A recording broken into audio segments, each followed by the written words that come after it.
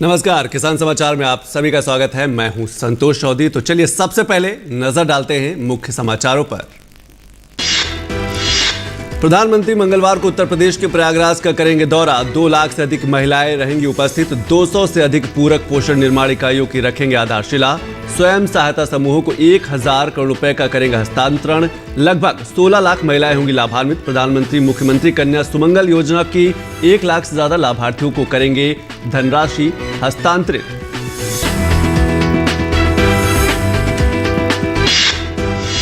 लोक शिकायतों के निवारण और सेवा वितरण में सुधार के लिए राष्ट्रव्यापी अभियान। प्रशासन गांव की ओर शुरू। 20 से 25 दिसंबर तक चलाया जाएगा यह अभियान। प्रधानमंत्री ने सुशासन सप्ताह की सफलता के लिए दी शुभकामनाएं।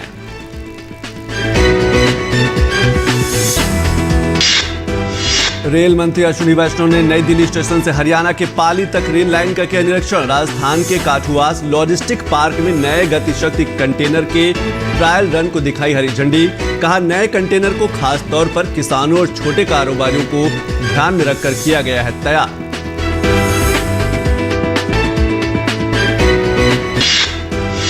जल जीवन मिशन के तहत 2021-22 में राजस्थान को 10,180 करोड़ रुपए की केंद्रीय निधि की गई आवंटित। राज्य की योजना 2024 तक प्रत्येक ग्रामीण परिवार को नल से जल आपूर्ति उपलब्ध कराने की है योजना।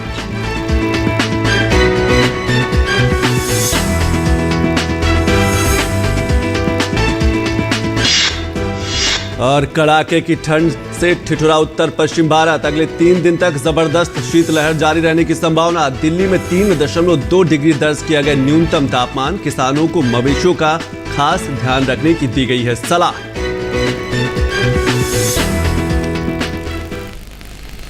तो चलिए खबरों पर विस्तार से नजर डालें तो बात करते हैं प्रधानमंत्री के प्रयागराज दौरे की। प्रधानमंत्री प्रयागराज का दौरा करेंगे। महिलाओं को सशक्त बनाने के लिए कार्यक्रम किया जाएगा। प्रधानमंत्री महिलाओं को सशक्त बनाने संबंधी एक कार्यक्रम में हिस्सा लेंगे जिसमें कई तरह की योजनाओं का शुभारंभ किया जाएगा। प्रधानमंत्री 21 दिसंबर को प्रयागराज का दौरा करेंगे जिसमें 2 लाख से अधिक महिलाएं उपस्थित रहेंगी और स्वयं सहायता समूह से जुड़ी जो महिलाएं हैं उनको सशक्त बनाने का प्रयास किया जाएगा। महिलाओं को खासकर जमीनी स्तर पर उन्हें सशक्त बनाने के लिए जो कार्यक्रम है उनकी समीक्षा भी की जाएगी और जो धनराशि है वो भी हस्तांतरित की जाएगी। प्रधानमंत्री 1000 करोड़ रुपए की धनराशि स्वयं सहायता समूह के खातों में अंतरित करेंगे, यानी कि हस्तांतरित करेंगे। स्वयं सहायता समूह के लगभग 16 लाख महिला सदस्यों को इस योजना के माध्यम से सीधा फायदा पहुंच रहा है और ये कल एक बड़ी रैली होने वाली है। प्रधानमंत्री 20,000 व्यापार सखियों के खातों में वजीफा भी हस्तांतरित करेंगे, यानी कि जो लड़कियां पढ़ाई कर रही हैं उनके खातों में वजीफा भी जाएगा। प्रधानमंत्री मुख्यमंत्री कन्या सुमंगल योजना के लाभार्थियों को धनराशि भी हस्तांतरित की जाएगी। प्रधानमंत्री का प्रयागराज का दौरा रहेगा। महिलाओं को खासकर जमीनी स्तर पर उन्हें जरूरी कौशल, प्रोत्साहन और संसाधन उपलब्ध करवाना है ताकि वो आत्मनिर्भर बन सके और धीरे धीरे रोजगार से जुड़ सके। खातों में पहले महीने का 4000 रुपये वजीफा भी हस्तांतरित किया जाएगा इस कार्यक्रम के दौरान और महिलाओं को सशक्त बनाने का एक प्रयास किया जाएगा। सखियां जब घर घर जाकर जमीनी स्तर पर वित्तीय सेवाएं उपलब्ध कराती हैं तो उन्हें धनराशि भी उपलब्ध होती है और उसके बाद हर ट्रांजैक्शन में कमीशन भी मिलता है। उन्हें 6 महीने के लिए 4000 रुपये वजीफा दिया जाता है ताकि वे स्थायी रूप से काम कर सकें, जुड़कर काम कर सकें और आत्मनिर्भर बन सके। प्रधानमंत्री 202 पूरक पोषण निर्माण इकाइयों की भी इस दौरे के दौरान आधारशिला रखेंगे। प्रधानमंत्री का जो प्रयागराज का दौरा होगा 202 पूरक पोषण निर्माण इकाइयों की आधारशिला रखेंगे।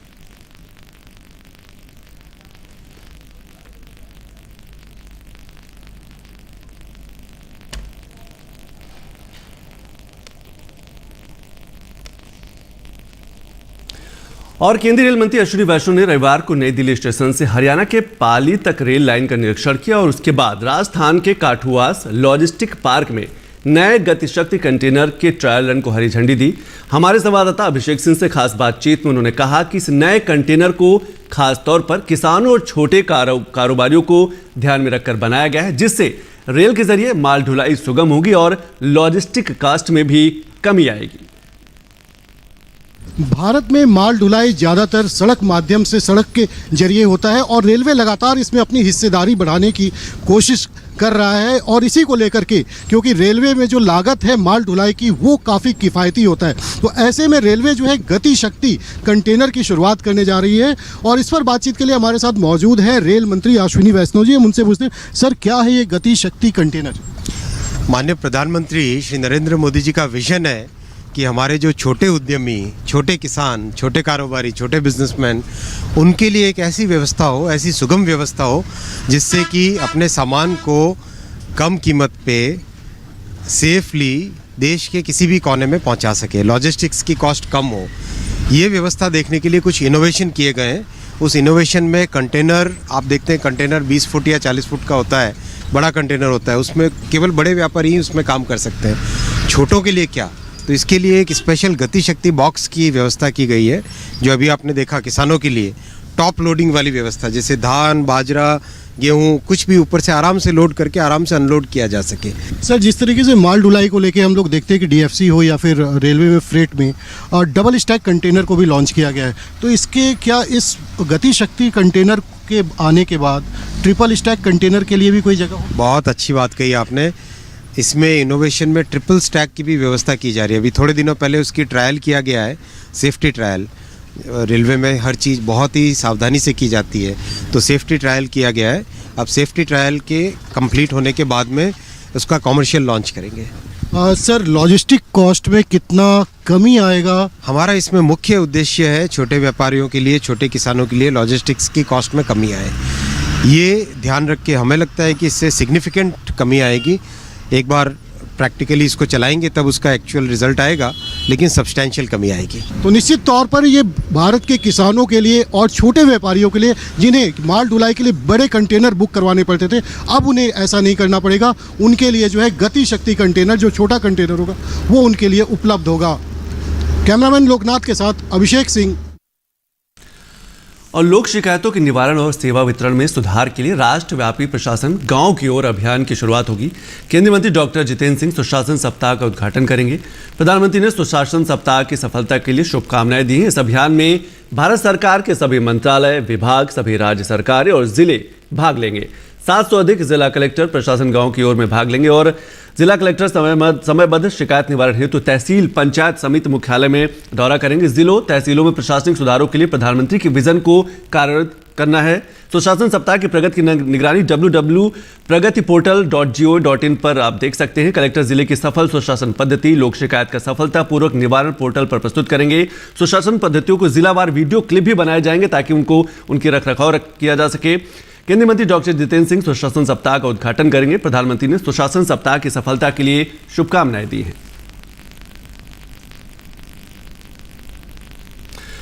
और उत्तर प्रदेश के गाजियाबाद में विराट वैश्य व्यापारी महाकुंभ का आयोजन किया गया। कार्यक्रम में बतौर मुख्य अतिथि मौजूद केंद्रीय मंत्री पीयूष गोयल ने कहा कि केंद्र व राज्य सरकार की व्यापारिक हितैषी नीतियों की वजह से आज उत्तर प्रदेश में निवेश अनुकूल औद्योगिक माहौल बन रहा है। पेश हमारे संवाददाता ओपी यादव की यह खास रिपोर्ट। जन सैलाब का ये विहंगम नजारा है गाजियाबाद में आयोजित विराट वैश्य व्यापारी महाकुंभ के समागम का। कार्यक्रम में बतौर मुख्य अतिथि मौजूद केंद्रीय उद्योग और वाणिज्य मंत्री पीयूष गोयल ने कहा कि केंद्र और प्रदेश सरकार की नीतियों की वजह से 2017 से पूर्व की बदहाल स्थितियों से उबरकर आज उत्तर प्रदेश देश में रोजगार, व्यापार और निवेश अनुकूल कारोबार का बड़ा केंद्र बनकर उभरा है।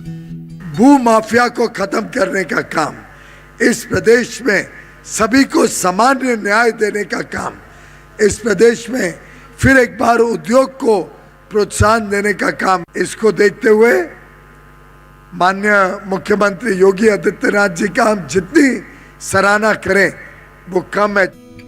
कार्यक्रम के आयोजक और राज्यसभा सांसद अनिल अग्रवाल ने कहा कि योगी के सुशासन में आज प्रदेश में भ्रष्टाचार रहित भयमुक्त वातावरण बना है।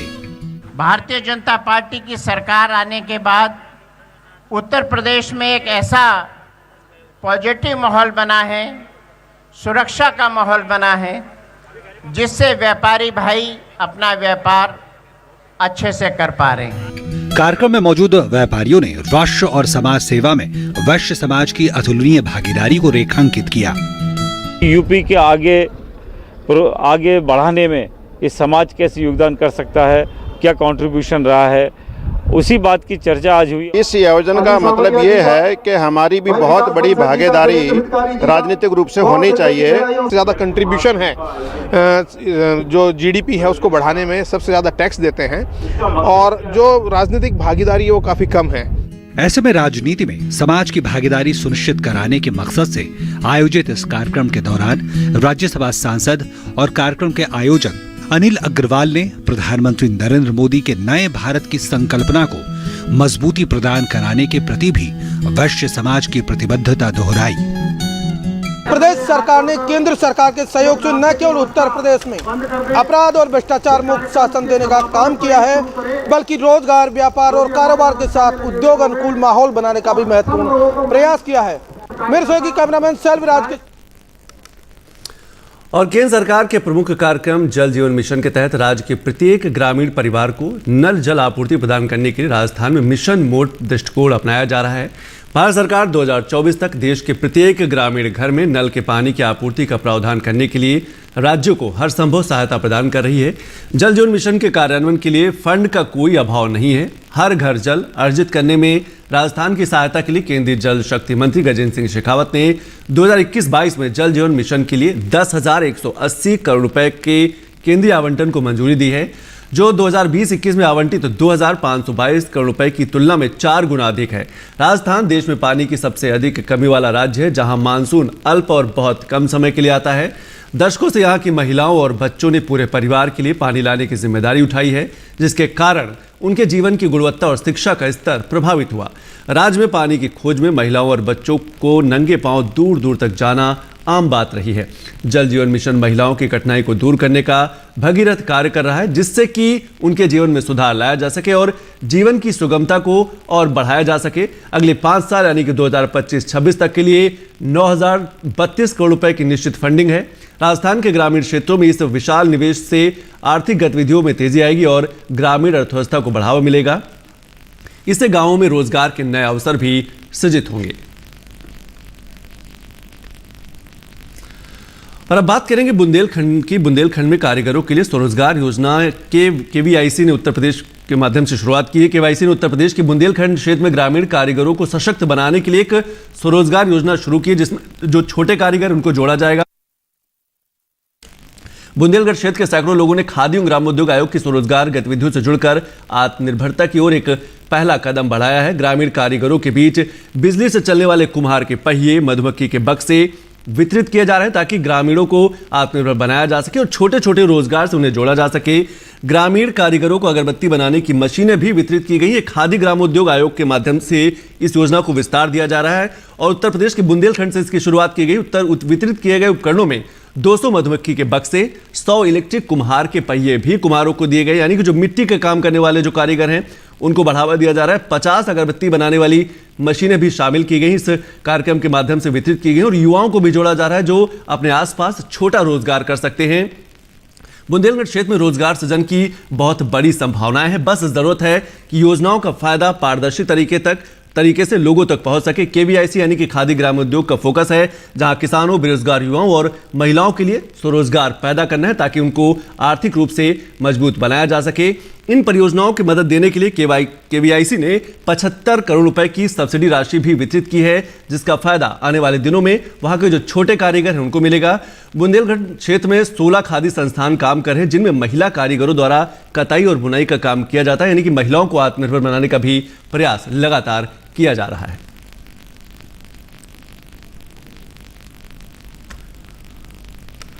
और अब बात करेंगे बदलते मौसम की। राजधानी दिल्ली सहित उत्तर भारत में शीतलहर का कहर जारी है। पहाड़ों पर जोरदार बर्फबारी से मैदानी इलाके प्रचंड ठंड की चपेट में हैं। दिल्ली में सोमवार की सुबह पारा 3.2 डिग्री सेल्सियस तक लुढ़का। शीतलहर से दिल्ली और आसपास के इलाकों में ठिठुरन बढ़ी है। राजधानी में अगले 48 घंटे में पारा और गिर सकता है। मौसम विभाग ने अगले 48 घंटे में और ठंड बढ़ने की आशंका जताई है। वहीं यमुनोत्री में यमुना तो श्रीनगर में डल झील जमने लगी है। पहाड़ी इलाकों से लेकर मैदानी इलाकों तक ठंड का सितम जारी है। दिल्ली, पंजाब, राजस्थान समेत उत्तर भारत के अधिकतर राज्यों के तापमान में गिरावट आ रही है। मध्य प्रदेश में भी पारा गिरा है। पंजाब, हरियाणा और राजस्थान में शीतलहर को लेकर ऑरेंज अलर्ट जारी किया गया है। साथ ही किसानों को मवेशियों का खास ध्यान रखने की भी सलाह दी गई है। मौसम विभाग ने 22 दिसंबर से उत्तर पश्चिमी भारत में मौसम का एक नया सिस्टम प्रभाव में आने का अनुमान लगाया है, जिससे कि बुधवार से एक पश्चिमी विक्षोभ पहाड़ी इलाकों में सक्रिय होगा, जिसका असर दिल्ली में 24 और 25 दिसंबर को देखने को मिल सकता है। इस बीच उत्तर भारत में भी ठिठुरन बढ़ी है। मौसम विभाग ने कानपुर में पारा गिरने के साथ शीतलहर जारी रहने का अनुमान लगाया है। और उत्तर पश्चिम दिशा से आने वाली सर्द हवाओं की तेजी की वजह से बीते दिन दिल्ली एनसीआर की हवा में सुधार आया है। सोमवार की सुबह दिल्ली में वायु की गुणवत्ता खराब श्रेणी में रही। वायु गुणवत्ता और मौसम पूर्वानुमान तथा अनुसंधान प्रणाली यानी सफर के अनुसार वायु गुणवत्ता सूचकांक पर ये 290 दर्ज की गई। सफर के मुताबिक अगले 24 घंटे में दिल्ली में शीतलहर की संभावना को देखते हुए वायु गुणवत्ता की बिगड़ने की संभावना है। हालांकि इसके बाद पारे में वृद्धि होने के कारण वायु गुणवत्ता में सुधार के आसार हैं। राष्ट्रीय राजधानी दिल्ली और आसपास के क्षेत्रों के लिए वायु गुणवत्ता प्रबंधन आयोग ने निर्देश दिए हैं कि वायु प्रदूषण को देखते हुए अगले आदेश तक कोई निर्माण और तोड़फोड़ संबंधी गतिविधियों पर प्रतिबंध जो है वो जारी रहेगा।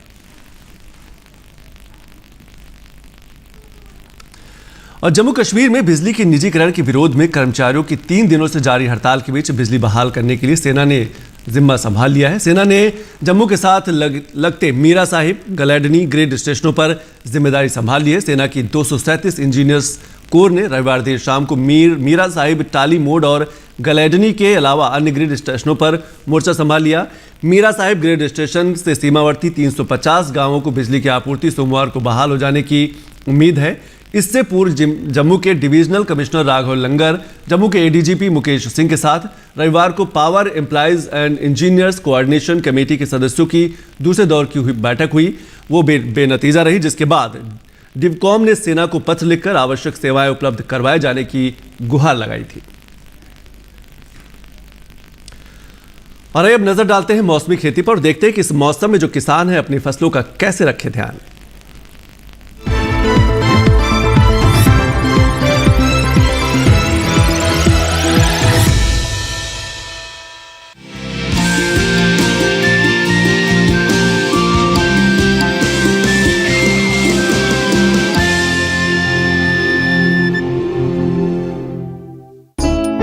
मशरूम, जिसे खुम भी कहा जाता है, स्वाद और पौष्टिकता से भरपूर होता है। इसमें काफी मात्रा में प्रोटीन पाया जाता है। अलग अलग मौसम के हिसाब से इसकी कई किस्में मौजूद हैं। खासकर उत्तर भारत के मैदानी इलाकों में सफेद बटन मशरूम, शिटाके मशरूम, धान पुआल खुम, ऑयस्टर मशरूम और दूधिया मशरूम की खेती की जाती है। अलग अलग किस्मों के कारण ही अब साल भर मशरूम लेना संभव हो पाया है। किसान ऑयस्टर और बटन मशरूम की खेती कर सकते हैं। ऑयस्टर को ढींगरी मशरूम भी कहा जाता है। इसकी खेती लगभग पूरे साल की जाती है। मशरूम की बुवाई के लिए कंपोस्ट तैयार किया जाता है। कंपोस्ट गेहूं के भूसे या धान के पुआल, गेहूं या धान के चोकर, ammonium sulphate, urea, potash, gypsum, malathion और शीरे से तैयार किया जाता है। भूसा 1 साल से अधिक पुराना और बारिश में भीगा नहीं होना चाहिए। इस तरह तैयार कंपोस्ट की 8 से 10 इंच की परत ट्रे या थैलियों में भर दी जाती है। नीचे वाली ट्रे जमीन से 20 सेंटीमीटर ऊंचाई पर होनी चाहिए और 2 ट्रे के बीच 2 से 2.25 फुट की दूरी होनी चाहिए। कंपोस्ट भरने से पहले उसमें मशरूम स्पॉन यानी बीज जरूर मिला लें। बटन मशरूम के जाल की वृद्धि के लिए 22 से 25 डिग्री का तापमान और 80 से 85% नमी चाहिए। बोने के लिए हवादार और तापरोधी मशरूम घर बनाया जाता है, जिसके भीतर तापमान और जरूरी नमी को बनाए रखा जा सके। साथ ही इसके अंदर 1500 से 2500 लक्स तीव्रता का प्रकाश, एग्जॉस्ट फैन और कूलर या एयर कंडीशनर की व्यवस्था होनी चाहिए। मशरूम घर का फर्श पक्का होना जरूरी है। 100 सेंटीमीटर यानी लगभग 5 हाथ लंबाई, 50 सेंटीमीटर यानी लगभग 2.5 हाथ चौड़ाई और 15 सेंटीमीटर यानी लगभग 1 हाथ गहराई की ट्रे में इसे बोया जाता है। ट्रे की जगह 60 सेंटीमीटर यानी 1 बाह लंबी और 45 सेंटीमीटर यानी करीब 1.5 फुट चौड़े पॉलीथीन के थैलों में भी की जा सकती है। 1 वर्ग मीटर क्षेत्रफल में औसतन 8 से 10 किलो मशरूम की उपज होती है। इसकी पैकिंग 200 ग्राम या 500 ग्राम के थैलों में की जाती है। मशरूम की फसल बहुत तेजी से बढ़ती है और इसलिए बाजार का इंतजाम बेहद आवश्यक है। और हाँ, जंगली मशरूम और खाने वाली मशरूम अलग अलग होती है, इसलिए मशरूम के लिए नजदीकी कृषि विज्ञान केंद्र या कृषि विश्वविद्यालय में ट्रेनिंग जरूर लें।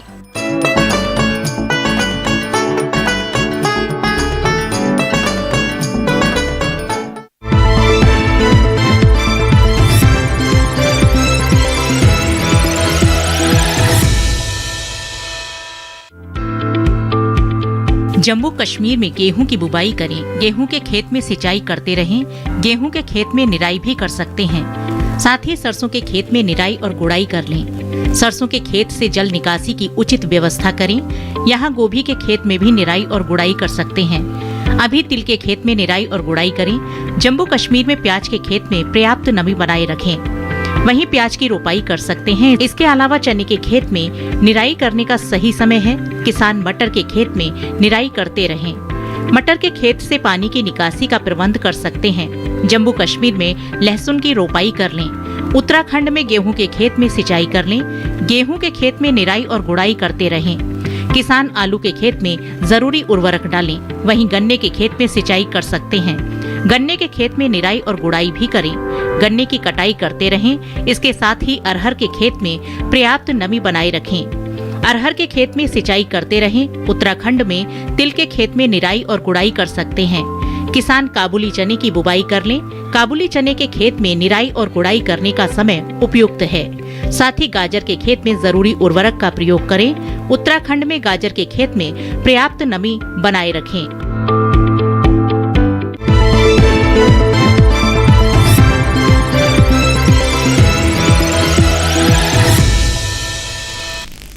तो खेती किसानी के अलावा कुछ और खबरों पर नजर डालते हैं फटाफट अंदाज में खास खबर में।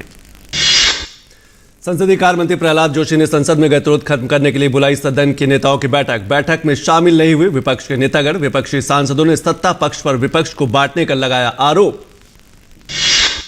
सशस्त्र सीमा बल के 98वें स्थापना दिवस पर नई दिल्ली में किया गया कार्यक्रम का आयोजन। केंद्रीय गृह राज्य मंत्री निशित प्रमाणिक भी रहे मौजूद। कार्यक्रम को संबोधित करते हुए की सशस्त्र सीमा बल के कार्यों की सराहना। कहा, सेवा, सुरक्षा और बंधुत्व के मूल मंत्र के साथ सशस्त्र सीमा बल का रहा है शानदार इतिहास। अगले साल 5 राज्यों में होने वाले विधानसभा चुनाव के लिए चुनाव आयोग ने तैयारियां की तेज। चुनाव आयोग की टीम 3 दिन के गोवा दौरे पर। टीम में मुख्य चुनाव आयुक्त सुशील चंद्रा भी शामिल। चुनाव आयोग उत्तर प्रदेश, उत्तराखंड, पंजाब, गोवा, मणिपुर में विधानसभा चुनावों की तारीखों नए साल के पहले सप्ताह में कर सकता है ऐलान। दिल्ली में कोरोना के मामलों में लगातार देखी जा रही है बढ़ोतरी। राष्ट्रीय राजधानी में रविवार को कोरोना के 107 नए मामले आए हैं सामने। वहीं कोरोना से संक्रमित एक मरीज की हुई मौत। देश भर में कोविड-19 के खिलाफ राष्ट्रव्यापी टीकाकरण तेज गति से जारी। देश में अब तक 137 करोड़ 67 लाख से ज्यादा दी जा चुकी है खुराकें। रविवार को वैक्सीन की 15,82,000 से ज्यादा दी गई खुराक। पंजाब के गुरदासपुर में भारत पाक सीमा पर पाकिस्तान की तरफ से भारत में ड्रोन भेजने की कोशिश को बीएसएफ ने किया नाकाम। देर रात गुरदासपुर के कोसावल बॉर्डर आउटपोस्ट पर दिखा था पाकिस्तानी ड्रोन। मौके पर मौजूद बीएसएफ के जवानों और एक महिला जवान ने ड्रोन पर किए थे 5 राउंड फायर। ड्रोन पाकिस्तान की सीमा में लौटा। इलाके में तलाशी अभियान जारी। राष्ट्रीय स्वयंसेवक संघ के सर संघचालक मोहन भागवत ने तिब्बती धर्मगुरु दलाई लामा में मैगलोडगंज में की मुलाकात। दोनों के बीच करीब पौने घंटे हुई बातचीत। कोविड कॉल के बाद दलाई लामा ने पहली बार किसी बाहरी व्यक्ति से की है मुलाकात। तो इन्हीं खबरों के साथ किसान समाचार में आज अभी बस इतना ही। नमस्कार।